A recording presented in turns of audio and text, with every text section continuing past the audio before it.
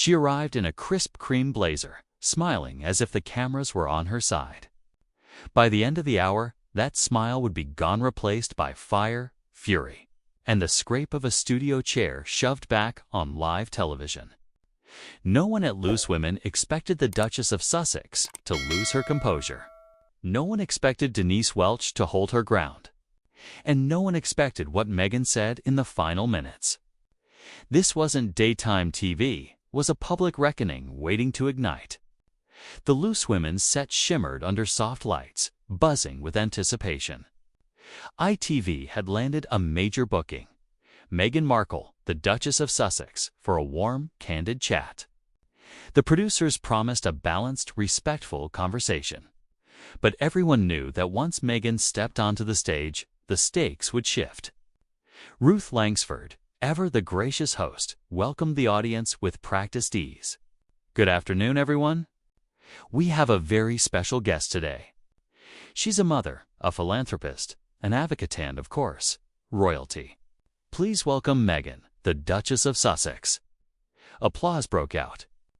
Meghan entered with measured confidence, waving lightly.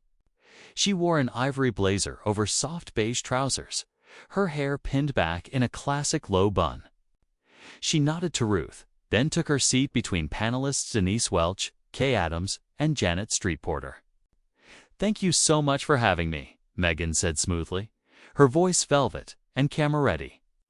"It's wonderful to be back in the UK, even if just briefly." Ruth smiled, aware of the thin ice beneath the pleasantries. "We're thrilled to have you. I know your schedule is packed, so we really appreciate your time." The opening minutes were light. Meghan discussed her children's book, her foundation's latest campaign for girls' education, and the importance of kindness in media narratives. She spoke in polished sentences, pivoting effortlessly from topic to topic. The audience was intrigued, if not yet stirred. Then Ruth, with the faintest shift in tone, gestured to the panel. "Let's open up the conversation a bit. Denise, I believe you had a question." Denise sat forward, professional and composed. "Yes, thank you, Ruth." "Meghan, you've spoken in many interviews about how difficult your time was within the royal family, and I believe those struggles. But some viewers might wonder when it comes to difficult situations.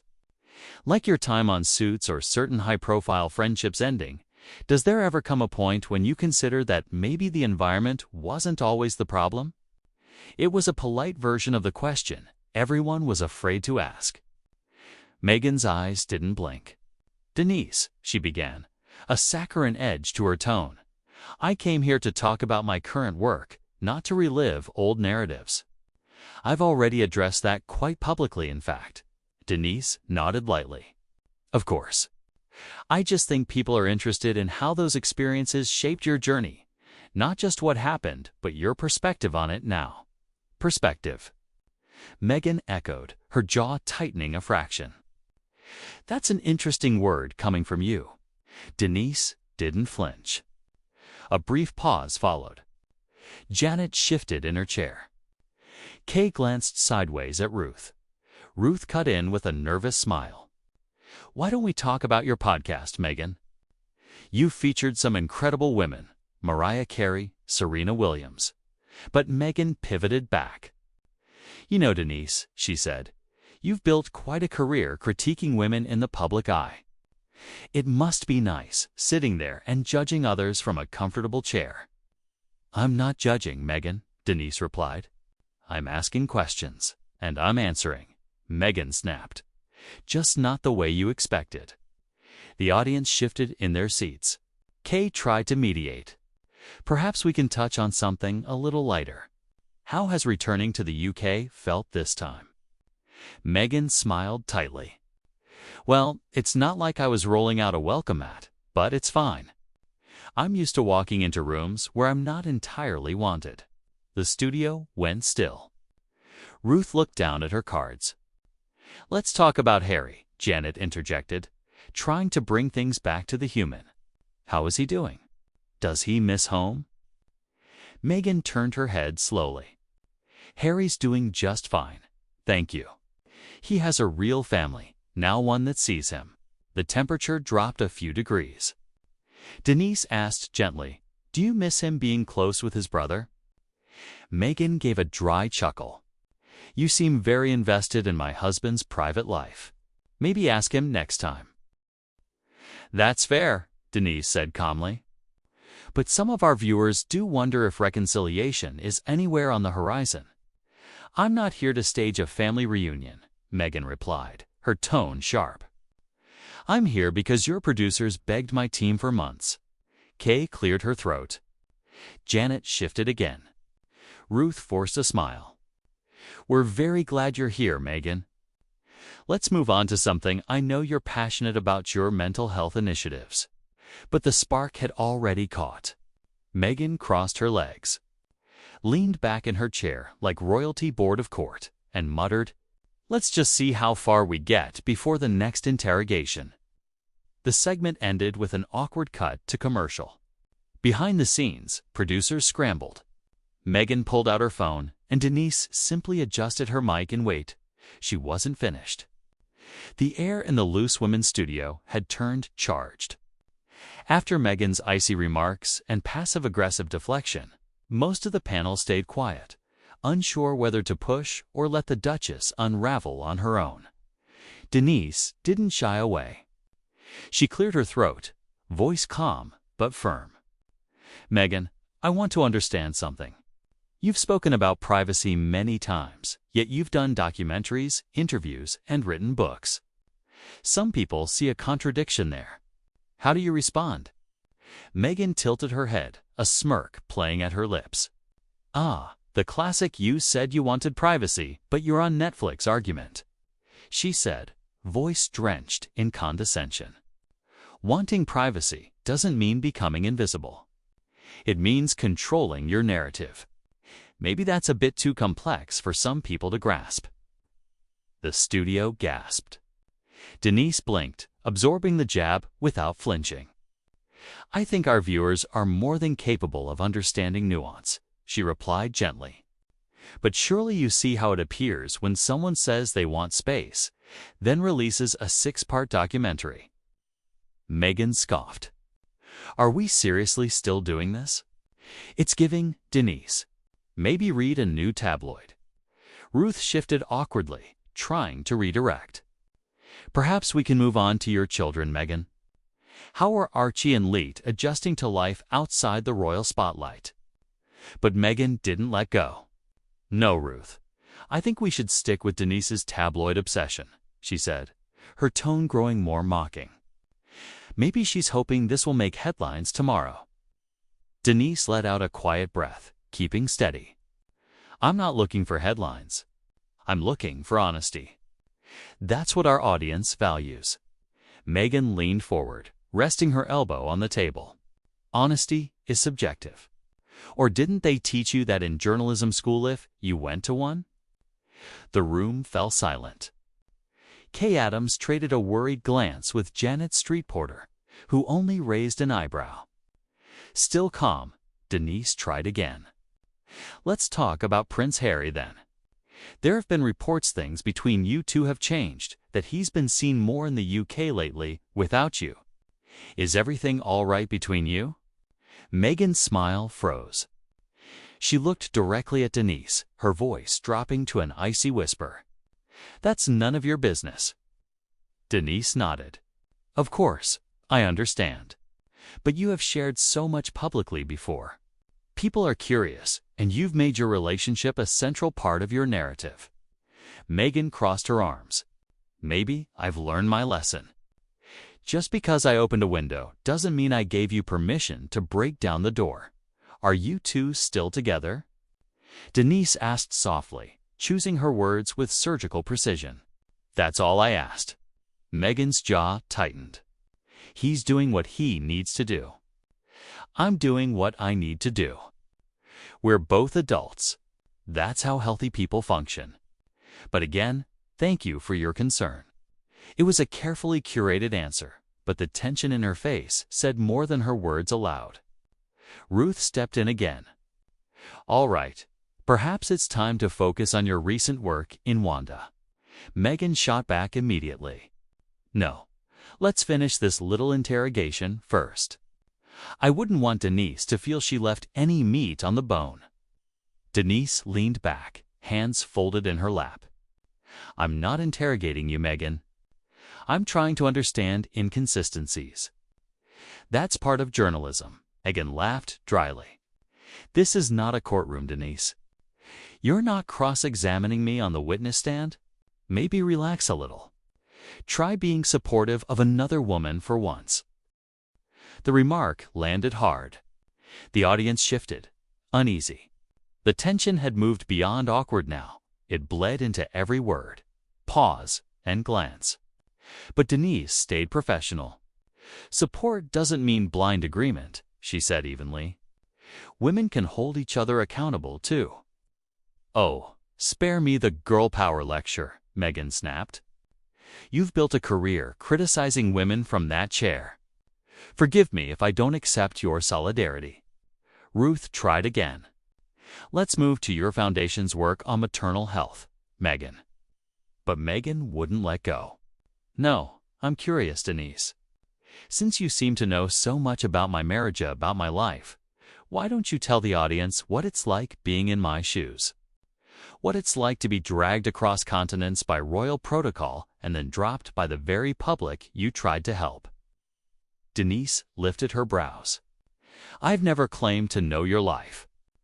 But you chose public life. You chose to tell your story, and that means people respond. Not always the way you like.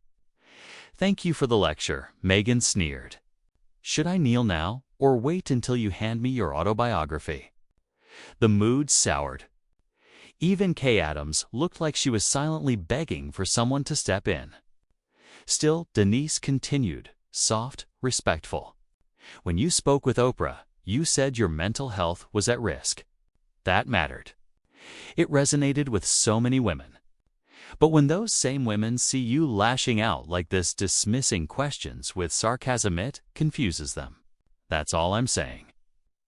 You don't get to police my trauma, Meghan shot back, eyes narrowing. If I'm fiery, it's because I've been burned. I'm not here to play nice so you feel comfortable. Ruth tried once more. Perhaps a short break we can cool off and come back. Meghan straightened in her seat, didn't fully rise, but the dominance was clear. I'm perfectly fine, Ruth. I just didn't come here to be picked apart by someone who still thinks wearing Union Jack earrings makes her a patriot. A collective oof rippled through the audience. Denise's lips pressed thin, stung, but controlled. Look, Meghan, I don't hate you. I don't even dislike you. But it feels like you've built a world where only your pain matters. Everyone else is just an antagonist in your story. Meghan rose this time, fully. She wasn't leaving yet, but her posture said enough. To everyone watching, she said with a cold smile, this is what happens when you speak your truth in Britain. You get mocked, minimized, turned into the punchline of your own trauma. Then, locking eyes with Denise, she added in a whisper, and they wonder why I left. The studio lights seemed hotter. Meghan Markle stood rigid beside her chair, arms crossed, expression tight, defiant. She hadn't walked, but it felt like one spark could push her off set. Denise sat motionless, hands folded. Every muscle working to hold back something more, volatile lips, tight eyes, steady with a cool fire. Ruth tried to steady the show. Meghan, perhaps we can shift to your philanthropic work, the Archewell Foundation. Your recent initiative on women's access to education. Our audience would love to hear about that. Meghan didn't look at Ruth. Her gaze stayed on Denise. Funny, she smirked. You didn't want to talk about that before. You were busy dissecting my marriage and mental health. But now we're suddenly interested in philanthropy. How convenient. Denise inhaled slowly. Kay Adams broke the silence. I don't think anyone here is trying to corner you, Meghan. We just wanted a conversation. Oh, please, Meghan snapped. If you wanted a conversation, you'd treat me like a human being, not a headline. Well, you certainly make enough of those, Janet Street Porter muttered under her breath. Excuse me? Meghan's eyes narrowed. Nothing. Janet waved it off. Just an observation. Denise lifted her chin, voice smooth but cutting. You walked in asking to be heard, and for the last 20 minutes, that's what we've done. We've listened even when you dismissed us, mocked us, and questioned our intelligence. At what point is it clear this isn't a conversation, it's a monologue? Soft gasps and murmurs rose from the crowd. Meghan stepped forward, each click of her heel punctuating her anger. I came here thinking I was sitting with women who understood struggle, women who'd stand with me, not act like gatekeepers to some outdated idea of British womanhood. Denise uncrossed her legs and leaned in. And I came here expecting a dialogue, not a performance. Yet here we are. Meghan's tone sharpened. You think I want a stage? You think I enjoy being scrutinized for every breath I take? You're doing a convincing job of acting like it, Denise replied, voice finally rising cool, deliberate, like ice over flame. Instead of using this platform to discuss the causes you say you care about, you've spent it belittling everyone around you. A single, sharp burst of applause broke across the room. Meghan flushed, clearly unprepared for the panel and the public applauding against her. Do you have any idea what it's like to be hunted by the press? Meghan snapped. I do, Denise said, unflinching. I've lived it. I've battled mental illness publicly for years. I've buried friends. I've watched my headlines twisted into a circus. The difference is, I didn't weaponize it. I didn't turn it into a brand. Gasps rippled. That's disgusting, Meghan shot back. You're accusing me of profiting off my trauma? I'm saying if you want to be seen as real, Denise answered evenly. Stop selling yourself as untouchable. A long silence. Meghan turned to Ruth's proud, almost pleading. Are you going to let this woman shame me on national television? Ruth looked shaken. No one is shaming you. We're trying to get past the script.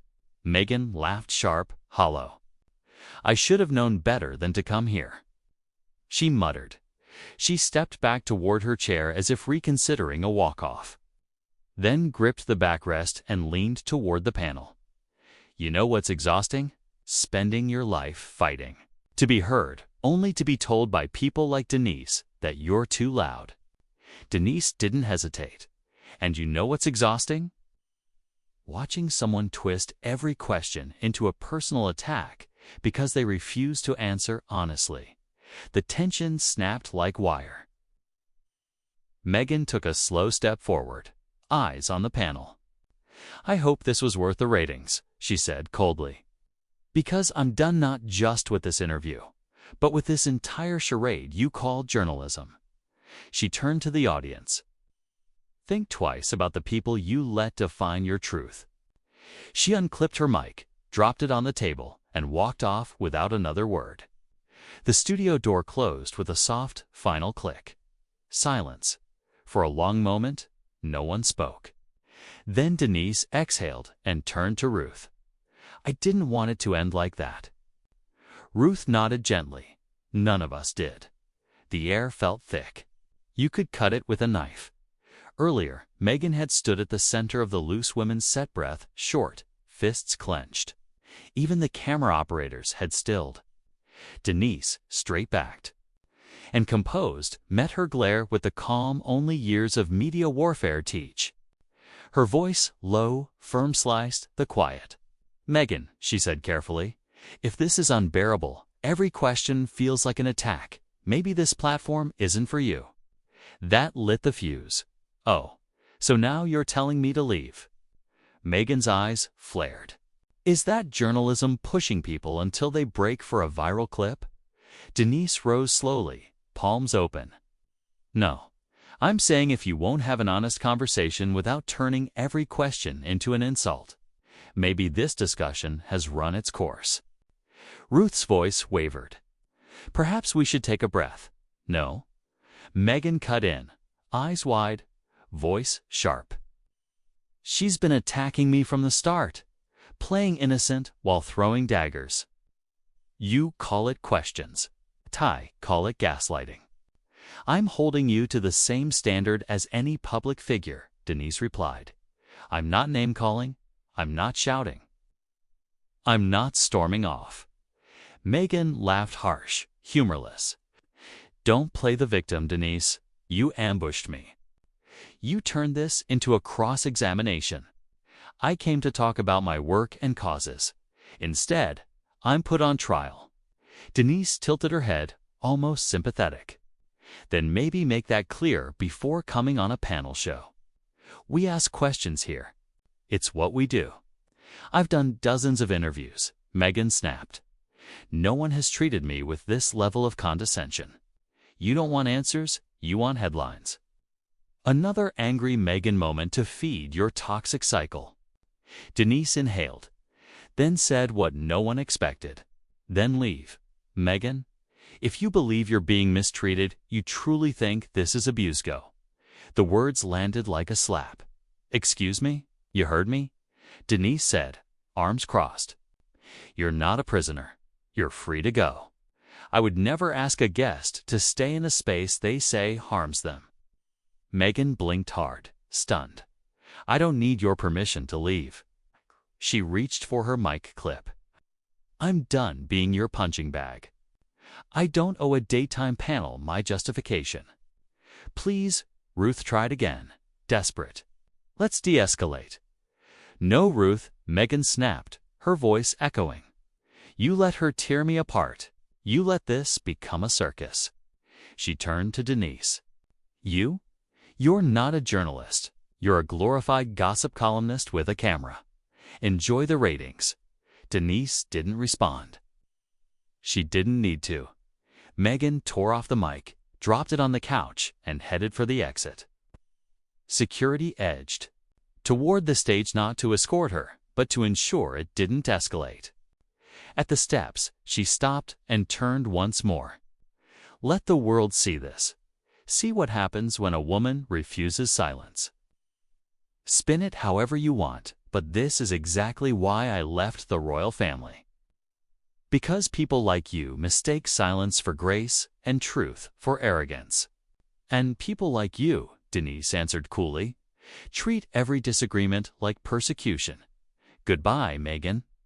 The door swung shut. Ruth stood, rattled. Janet looked ghost pale. Denise exhaled and sat. After a stunned beat, Ruth cleared her throat. We'll be back after the break. The cameras faded to black. What happened on Loose Women will be remembered as one of daytime TV's most explosive moments. A royal guest storming off. A panelist refusing to yield, and viewers everywhere asking the same questions: who was right? Was Denise Welch pushing too hard? Or was Meghan Markle unwilling to be challenged? Tell us what you think in the comments. And if you want more bold story-sold ramentations, raw moments, real talks, subscribe and turn on notifications. Because on this channel, we don't do scripted fluff. We show you the drama they tried to edit.